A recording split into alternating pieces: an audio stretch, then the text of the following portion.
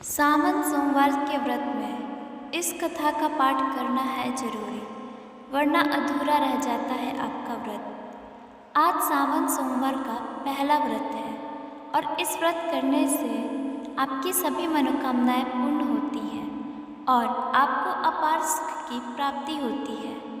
सावन सोमवार के व्रत को करने वाले भक्तों के लिए इस कथा का पाठ करना अनिवार्य बताया गया है। मान्यता है कि सावन सोमवार के व्रत में कथा का पाठ किए बिना व्रत का पूर्ण फल नहीं प्राप्त होता है। मृत्युलोक में भ्रमण करने की इच्छा करके एक समय श्री भूतनाथ भगवान भोलेनाथ माता पार्वती के साथ मृत्युलोक में पधारे। भ्रमण करते करते दोनों विदर्भ देशांतर्गत अमरावती नाम की अति रमणीक नगरी में पहुँचे।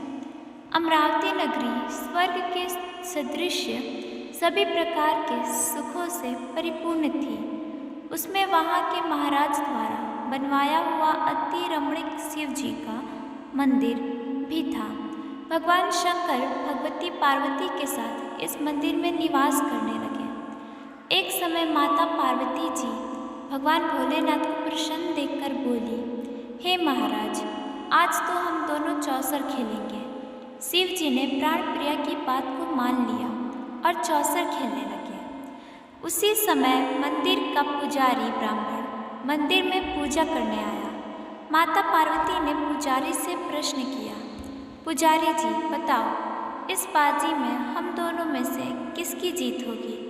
ब्राह्मण बिना विचारे जल्दी से बोल उठा कि महादेव जी की जीत होगी।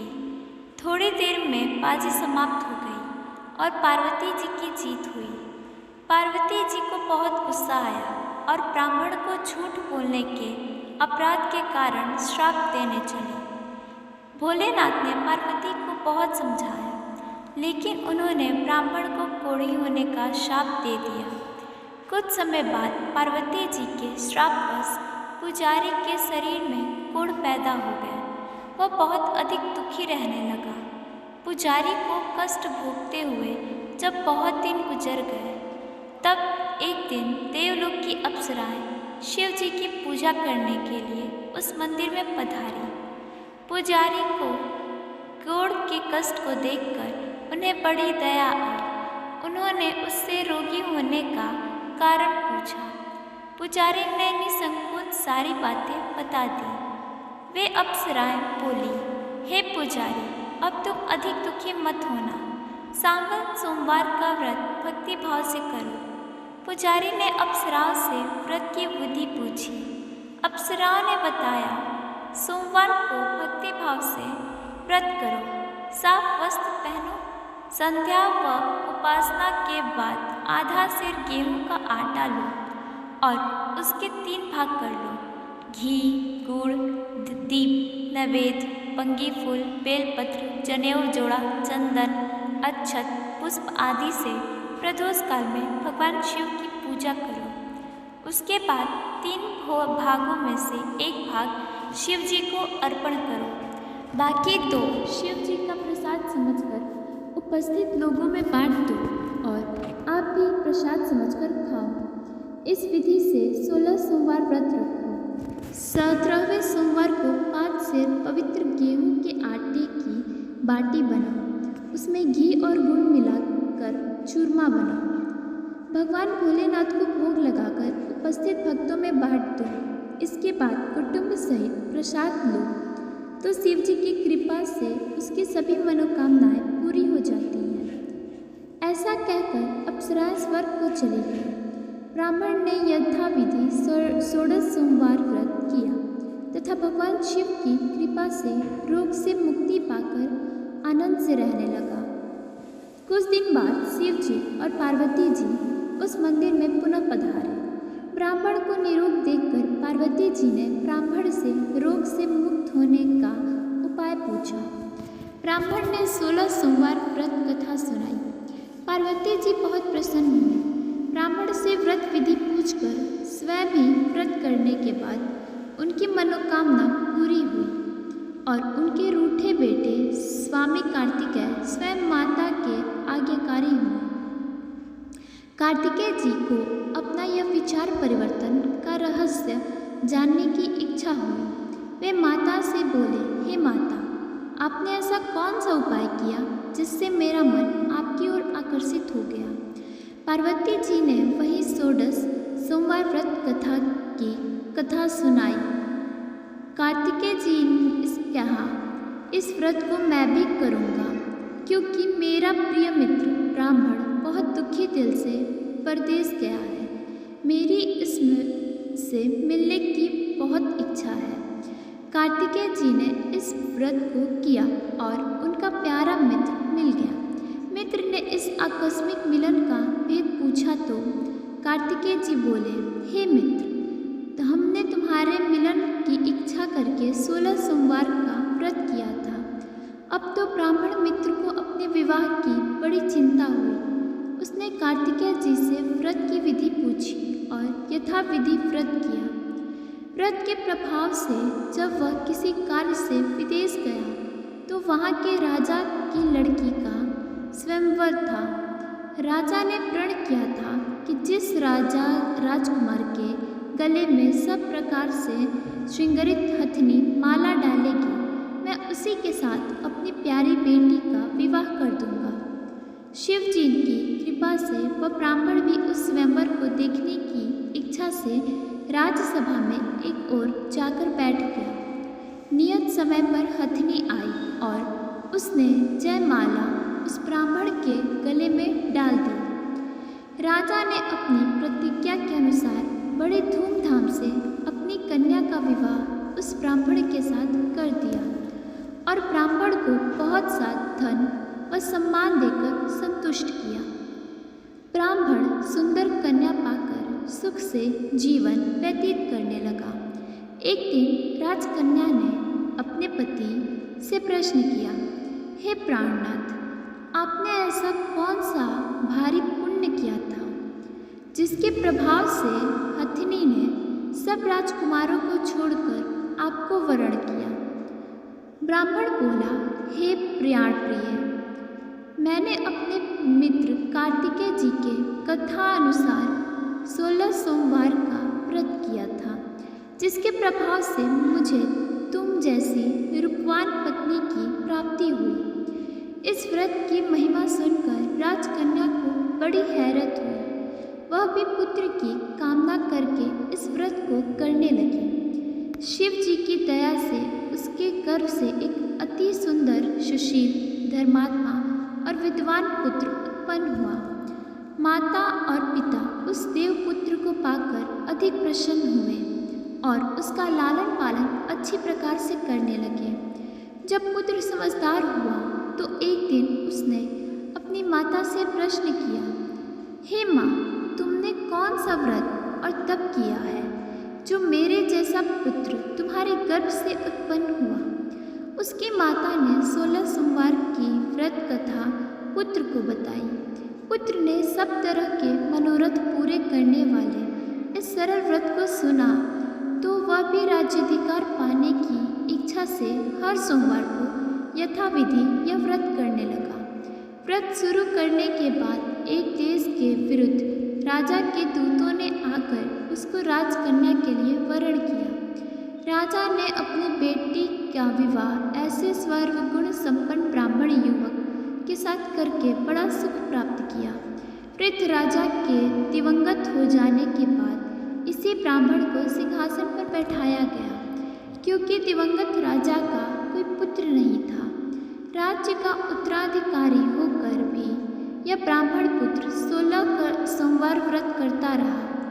जब 17वां सोमवार आया तो विप्र पुत्र ने अपनी प्रियतमा से पूजन सामग्री लेकर शिव पूजा के लिए शिवालय में चलने को कहा, परंतु उसकी पत्नी ने उसकी आज्ञा की परवाह न की। दास दासियों द्वारा सब सामग्रियां शिवालय में भिजवा दी, परंतु स्वयं नहीं गई। जब राजा ने शिव जी का पूजन समाप्त किया तब आकाशवाणी हुई, हे राजा, अपनी इस रानी को राजमहल से निकाल दे, नहीं तो यह तेरा सर्वनाश कर देगी। यह आकाशवाणी सुनने के बाद राजा के आश्चर्य का ठिकाना न रहा। उसने मंत्राग्र में आकर अपने सभासदों को बुलाकर कहा, मंत्री, मुझे आज आकाशवाणी की हुई कि राजा तू अपनी इस रानी को राज्य से निकाल दे, नहीं तो यह तेरा सर्वनाश कर देगी। राज्य के मंत्री और सभासद आदि सब विस्मय और दुख में डूब गए, क्योंकि जिस कन्या के कारण उसे राज्य मिला था, राजा उसी को निकालने की बात कर रहा था। यह कैसे हो सकता था? पर राजा ने मंत्रियों की परवाह नहीं की। उसने अपनी पत्नी को राजमहल से निकाल दिया। रानी दुखी हृदय से भाग्य को कोसती हुई राज्य से बाहर चली गई। बिना पत्र त्राण, फटे हुए वस्त्र पहने, भूख से दुखी हृदय से भाग्य को कोसती हुई चली जा रही थी कि अचानक उसकी एक करुण बुढ़िया से भेंट हुई, जो सूत काटकर बेचने जाती थी। रानी की करुणा दशा देखकर वह बोली, चल तुम मेरा सूत बिकवा दे, मैं बूढ़ी हूँ, भाव करना नहीं जानती हूँ। यह बात सुन रानी ने बुढ़िया के सिर से सूत की गठरी उतार कर अपने सिर पर रख ली। थोड़ी देर के बाद आंधी आ गई और बुढ़िया का सूत पोटली सहित उड़ गया। बेचारी बुढ़िया पछताती रह गई। उसने रानी को अपने से दूर रहने को कहा। इसके बाद रानी एक तेली के घर गई तो शिवजी के प्रकोप के कारण तेली के सभी मटके उसी क्षण चटक गए। तेली ने भी रानी को अपने घर से निकाल दिया। बहुत से दुख उठाती रानी एक नदी के किनारे गई तो नदी का सारा जल सूख गया। उसके पश्चात रानी एक जंगल में गई। वहाँ सरोवर में पानी पीने गई तो उसके हाथ के स्पर्श होते ही सरोवर का नील कमल के समान जल असंख्य कोड़ियों में होकर गंदा हो गया। रानी ने भाग्य पर दोषारोपण करते हुए उस जल को पीकर पेड़ की शीतल छाया में विश्राम करना चाहा, परंतु वह जिस पेड़ के नीचे विश्राम करती, उस पेड़ के पत्ते तुरंत टूटकर गिर जाते थे।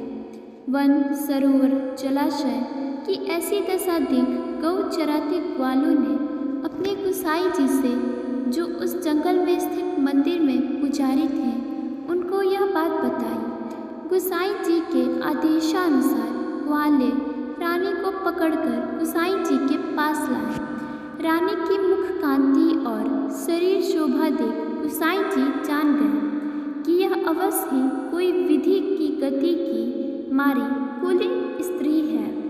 पुजारी रानी से कहा, पुत्री, मैं तुमको अपनी पुत्री के समान रखूंगा। तुम मेरे आश्रम में आकर रहो, मैं तुम्हें किसी प्रकार का दुख नहीं होने दूंगा। गुसाई जी के वचन सुनकर रानी को धीरज हुआ। वह आश्रम में रहने लगी। रानी जो भोजन बनाती उसमें कीड़े पड़ जाते, जल भर कर लाती उसमें भी कीड़े पड़ जाते। रानी की यह दशा देख गुसाई जी भी बड़े दुखी हुए और रानी से बोले, हे पुत्री, तुम्हारे ऊपर कौन से देवता का प्रकोप है जिससे तुम्हारी ऐसी हालत हुई है। पुजारी जी की बात सुनकर रानी ने शिव जी महाराज के पूजन का बहिष्कार की बात बताई तो पुजारी जी शिव जी महाराज की अनेक प्रकार से स्तुति करते हुए रानी से बोले कि पुत्री, सब मनोरथ पूरे करने वाले 16 सोमवार व्रत को करो, उसके प्रभाव से इस कष्ट से मुक्ति हो सकती है। गुसाई जी की बात मानकर रानी ने 16 सोमवार व्रत किया। 17वें सोमवार को विधि विधान सहित पूजन किया। उस पूजा के प्रभाव से राजा के हृदय में विचार आया कि रानी को गए हुए बहुत समय बीत गए, ना जाने कहाँ कहाँ भटकती होगी, उसे ढूंढना चाहिए। यह सोचकर रानी को तलाश करने के लिए राजा ने चारों दिशाओं में दूत भेजे। वे दूत रानी को तलाश करते हुए गुसाई जी के आश्रम में पहुँचे। वहाँ रानी को पाकर उसने रानी को अपने साथ ले जाने का आग्रह करने लगे, परंतु गुसाई जी ने मना कर दिया। दूत चुपचाप वापस लौट आए और राजा को रानी का पता बतलाया।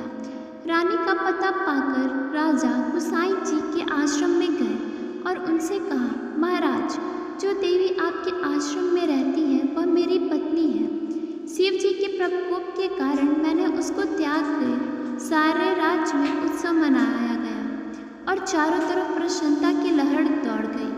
सारी प्रजा ने अपनी रानी के आने पर खुशियां मनाई। राजा और रानी फिर नियम पूर्वक 16 सोमवार के व्रत का पालन करते हुए बहुत समय तक आनंद पूर्वक भूलोक पर निवास करते रहे। अंत समय में दोनों को मोक्ष स्वर्ग की प्राप्ति हुई। इस प्रकार जो मनुष्य 16 सोमवार के व्रत को श्रद्धापूर्वक करता है उसकी सभी मनोकामनाएं भगवान शिव जी की कृपा से पूर्ण होती है और उसे मोक्ष की प्राप्ति होती है। धन्यवाद। राधे राधे।